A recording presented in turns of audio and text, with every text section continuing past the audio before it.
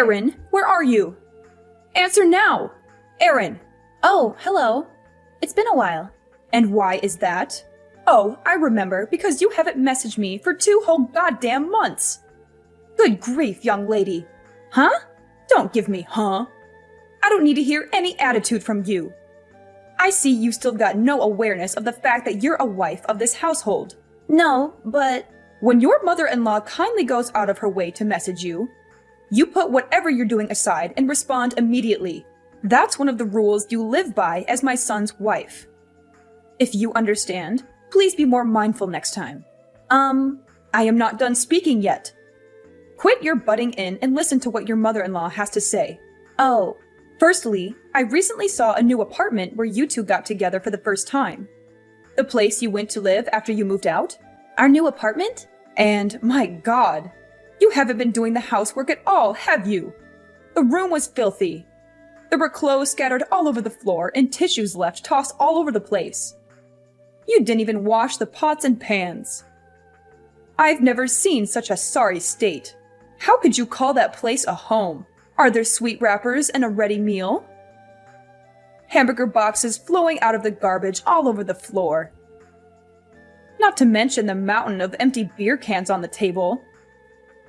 My little Seth doesn't drink alcohol, so they could only be yours.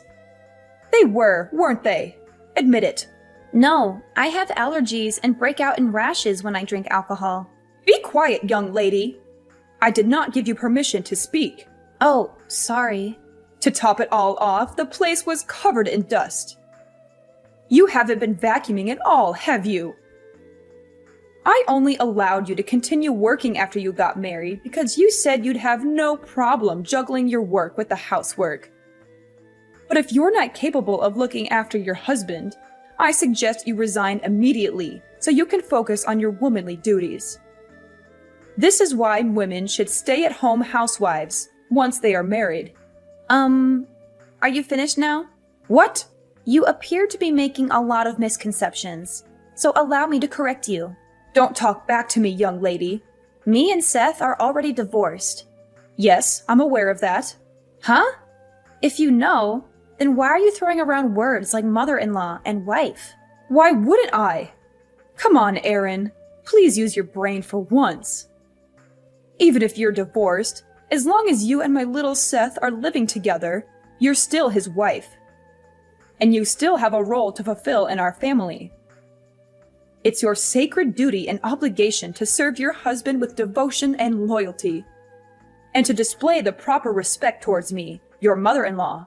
Do you have any idea how little sense what you're saying makes? The fact that we're divorced already makes us strangers now.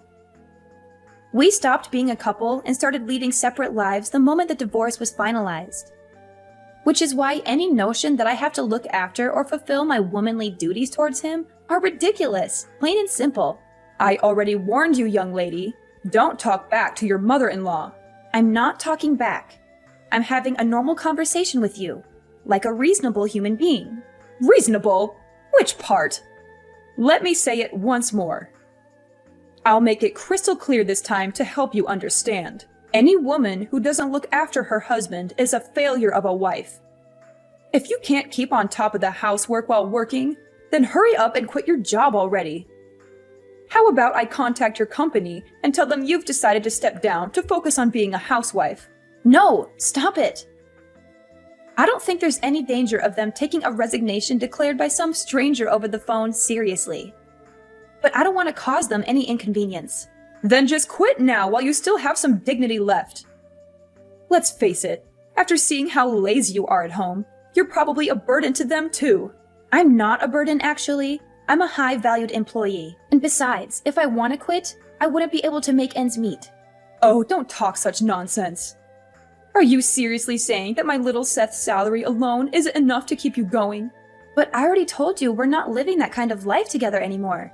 I think what you meant to say is that you're a shameful disappointment of a wife. Looking after the household by skillfully managing the finances is a wife's duty.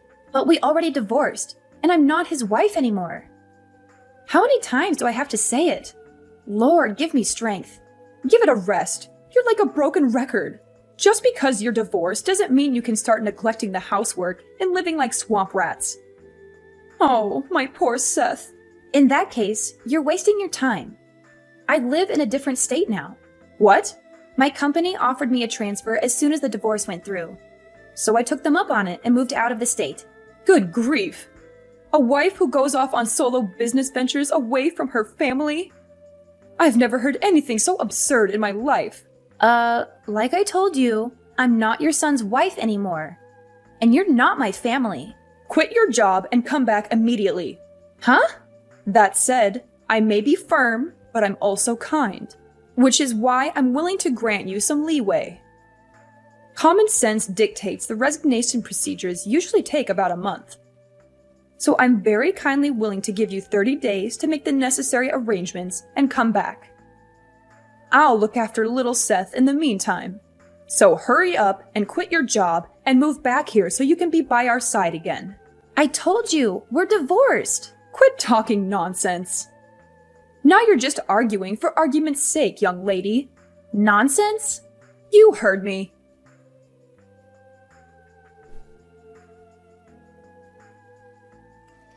Hey, Seth. It's been a while. Is now a good time for you? Is that Aaron? Hey! Yeah, long time no see. Sorry to message you despite us being divorced and all.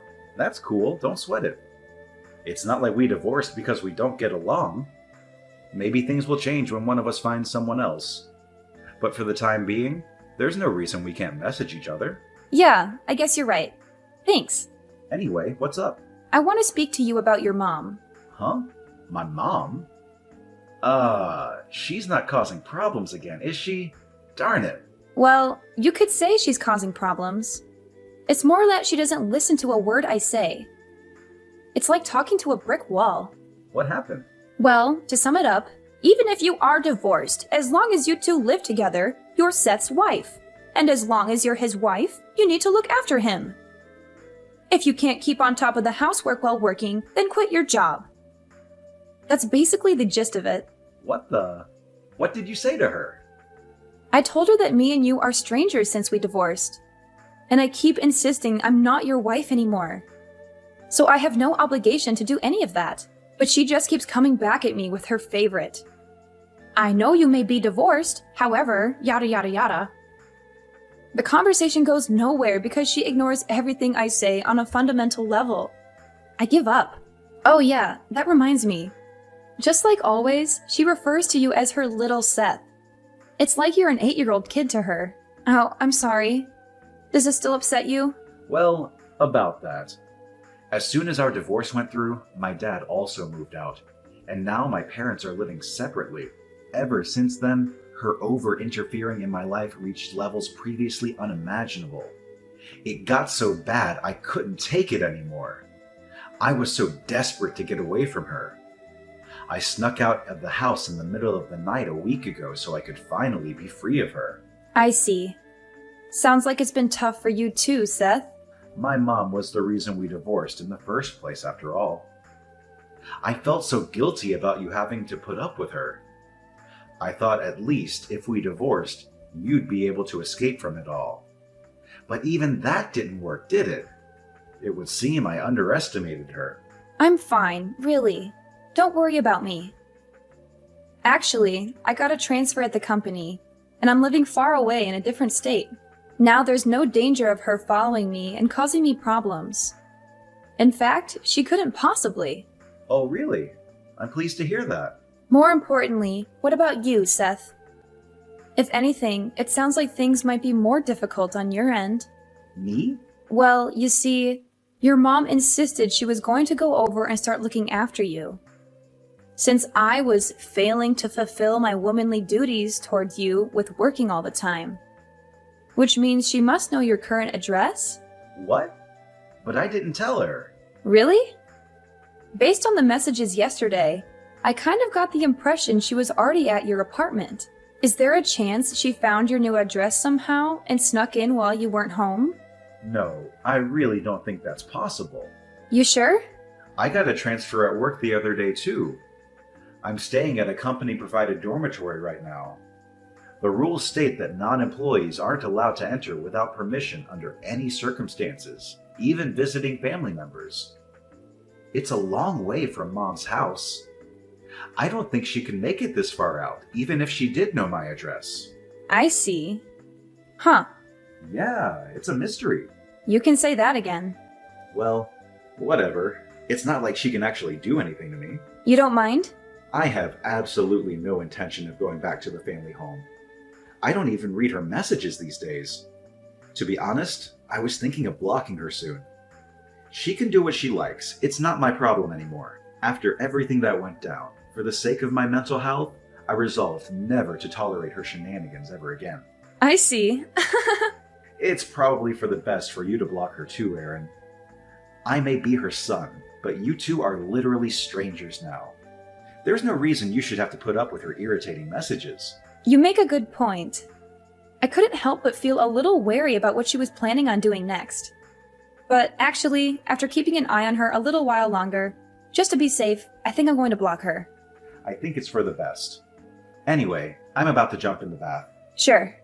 Thanks for today, Seth. Night-night. Good night.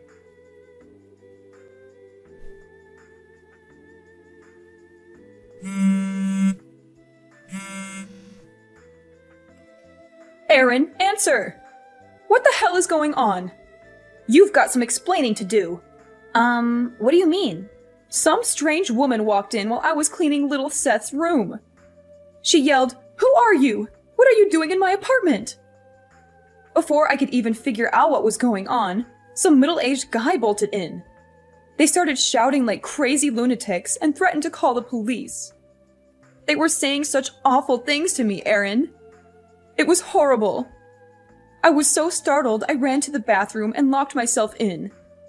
What's going on? Explain. Oh no, you didn't. Goodness me. There's no way. You didn't, by chance, enter a complete stranger's house, did you? Huh? Where are you right now? In the apartment in Rainbow Town. What? Oh my god. That's not the room in the tower block called Comfort Heights, is it? Tell me it isn't. Yes, it is. What of it? Room 202. I came to clean this filthy mess of a room for my little Seth. Since you were too busy playing the important office lady to fulfill your womanly duties. You and little Seth are living together here, right? Why do you think that? Because there are 2 sets of plates and cutlery. But then this happened. I have no idea what's going on. Listen, Marissa, the apartment you're in right now belonged to my aunt who let me stay with her for about 10 days after me and Seth finished with divorce proceedings. Wait, what? Your aunt? However, my aunt moved out a month ago. Based on what you're telling me, it seems like some new people moved in. But that doesn't make any sense. I found this address in my little Seth's room. It was written on a notepad I found on his desk. He probably wrote it down when I told him where I was staying. Huh? I had a lot of stuff when I moved out, but I didn't want to hang around and get in his way for too long. So he said if I forgot anything, he'd send it later on in the post. Which is why I told him I'd be staying at my aunt's until the end of the month and sent him her address. He probably just forgot to toss his old notepad in the trash. How could this be? I thought he wrote down his new address for me so I could come and see him. Oh my god. The only reason I didn't try following him when he disappeared in the night is because I thought, knowing his address, I could go and see him whenever I wanted. If this isn't his apartment, where's my little Seth right now? Tell me! Nope, sorry. I don't even know myself. I know you're lying. What kind of wife doesn't know where her husband lives? That just doesn't happen. Like I said, me and your son are no longer married. And like I said, even if you are divorced. Want to know the reason why we got divorced, Marissa? Because of you. What? Me? Seth hates how you meddle in his life all the time. He told me you've been babying him and interfering with basically everything he ever does since he was a teenager. Then when we married, you started acting like some kind of dictator trying to turn me into his personal slave. I was to cater to his every whim at all times, regardless of what I wanted? He blamed himself, and his mental health took a turn for the worse. He stopped eating. He could barely sleep. He became a shell of his old self because of what you were putting me through. Huh? After a long, difficult decision, me and him decided that a divorce would be the best way to reduce the burden on both of us. So that's where we are now. Oh my god. I just wanted my cherished, beloved Seth to be happy. Is that a crime? He's the one who said he hates you interfering. You drove your son to the emotional and psychological brink with your psychotic behavior. Does that sound like happiness to you? Oh my god. What is this? I don't even... Is everything all right? What do you mean? I seem to remember you saying something about being locked in a stranger's bathroom. This is bad. I can hear police cars outside. That tends to happen when you illegally enter strangers' homes.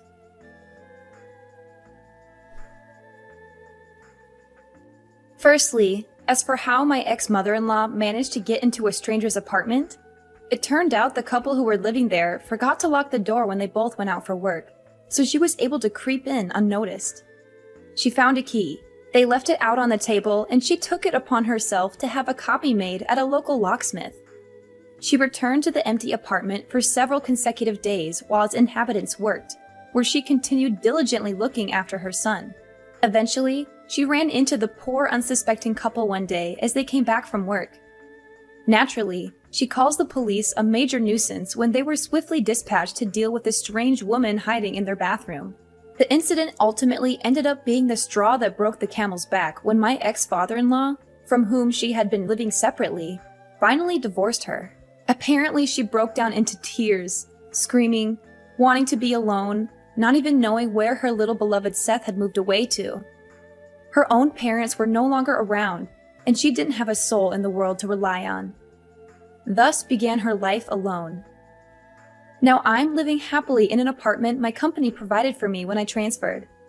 I did get one last message before I blocked her, bemoaning how she cries herself to sleep every night because of me.